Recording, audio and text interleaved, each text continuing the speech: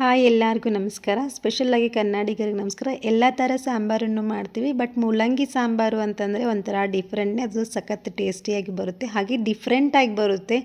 ನಾನಿವತ್ತು ಮೂಲಂಗಿ ಸಾಂಬಾರು ಮಾಡಿದ್ದೆ, ತುಂಬ ಚೆನ್ನಾಗಿ ಬಂದಿತ್ತು. ಎಲ್ಲದ್ರ ಜೊತೆಗೂ ಒಳ್ಳೆ ಕಾಂಬಿನೇಷನ್ ಅಂತಲೇ ಹೇಳ್ಬೋದು. ಐ ಹೋಪ್ ಈ ವಿಡಿಯೋ ನಿಮಗೆ ಇಷ್ಟ ಆಗ್ಬೋದು. ಹೇಗೆ ಮಾಡೋದು ಅಂತ ನೋಡೋಣ.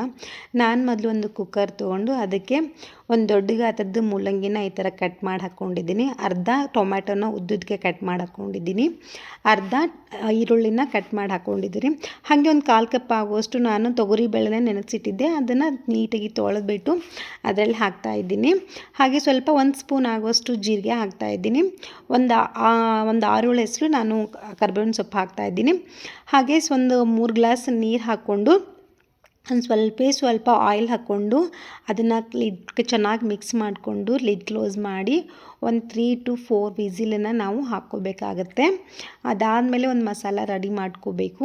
ಒಂದು ಪಾತ್ರೆ ಕಾಯಕ್ಕಿಟ್ಕೊಂಡು ನಾನು ಸ್ವಲ್ಪ ಧನ್ಯ ಬೀಜ, ಅದ್ರ ಜೊತೆಗೆ ಸ್ವಲ್ಪ ಜೀರಿಗೆ, ಸ್ವಲ್ಪ ಕರಿಮೆಣಸು, 1 ಸ್ಪೂನ್ ಆಗುವಷ್ಟು ಕಡಲೆಬೇಳೆನ, ಹಾಗೆ ಒಂದು 3 ಮೆಣಸಿನ್ಕಾಯಿನ ನಾನು ಕಟ್ ಮಾಡಿ ಇದರಲ್ಲಿ ಹಾಕ್ಕೊಂಡು ಇದು ಬ್ರೌನ್ ಕಲರ್ ಬರೋ ತನಕ ನಾವು ಫ್ರೈ ಮಾಡ್ಕೋಬೇಕಾಗುತ್ತೆ. ಸ್ವಲ್ಪ ಲೋ ಸ್ಲಿಮ್ಮಲ್ಲೇ ಇಟ್ಕೊಂಡು ಫ್ರೈ ಮಾಡಬೇಕು, ಇಲ್ಲಾಂದರೆ ಹೊತ್ತೋಗ್ಬಿಡುತ್ತೆ ಅದು, ಸೊ ರುಚಿ ಬರಲ್ಲ.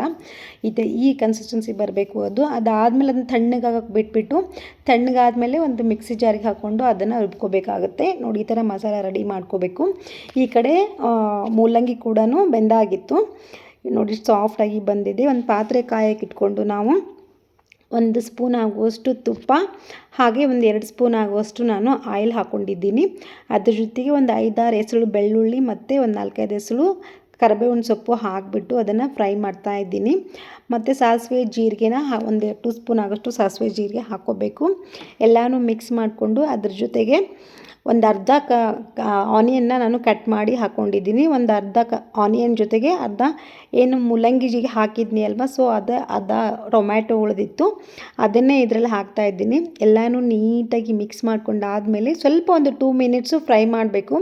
2 ಮಿನಿಟ್ಸ್ ಫ್ರೈ ಮಾಡಿದ್ಮೇಲೆ ಅದ್ರ ಜೊತೆಗೆ ನಾವು ಏನು ರುಬ್ಬಿಟ್ಕೊಂಡಿದ್ವಲ್ಲ ಮಸಾಲನ, ಆ ಮಸಾಲನ ಹಾಕಿಬಿಟ್ಟು ಮತ್ತು ಲೋ ಸ್ಲಿಮ್ಮಲ್ಲೇ ಇಟ್ಕೋಬೇಕು. ಏನಕ್ಕಂದರೆ ಅದು ಹೊತ್ತೋಗ್ಬಿಡುತ್ತೆ ಅದಕ್ಕೆ. ಅದಾದಮೇಲೆ ನಾವು ಇನ್ನೊಂದು ಸ್ವಲ್ಪ ನೀರು ಹಾಕ್ಕೊಂಡು ಬೇಳೆಗೆ ಇನ್ನೂ ಸ್ವಲ್ಪ ನೀರು ಹಾಕ್ಕೊಂಡು ಮಿಕ್ಸ್ ಮಾಡ್ತಾಯಿದ್ದೀನಿ. ಮತ್ತು ಎಷ್ಟು ಬೇಕು ಅದು ಕುದಿಯುವಾಗಲೇ ನಾನು 2 ಸ್ಪೂನು ಅರಿಶಿನ ಪುಡಿ, ಹಾಗೆ ಒಂದು 2 ಸ್ಪೂನು ಮಸಾಲೆ ಪುಡಿ, ಇನ್ನೂ ಸ್ವಲ್ಪ ಖಾರ, ಮೆಣಸಿನ್ಕಾಯಿ ಜೊತೆಗೆ ಇನ್ನೊಂದು ಸ್ವಲ್ಪ ಖಾರ ಹಾಕಬೇಕು ಅಂತ ಹೇಳ್ಬಿಟ್ಟು ನಾನು 1 ಸ್ಪೂನ್ ಖಾರದ ಪುಡಿ ಹಾಕ್ಕೋತಾ ಇದ್ದೀನಿ ಕುದಿಯುವಾಗ. ಹಾಗೆ ಒಂದು ಸ್ವಲ್ಪ ಹುಣಸೆ ಹಣ್ಣಿನ ರಸ, ಹಾಗೆ ಒಂದು ಸ್ವಲ್ಪ ಬೆಲ್ಲ ಹಾಕ್ತಾಯಿದ್ದೀನಿ.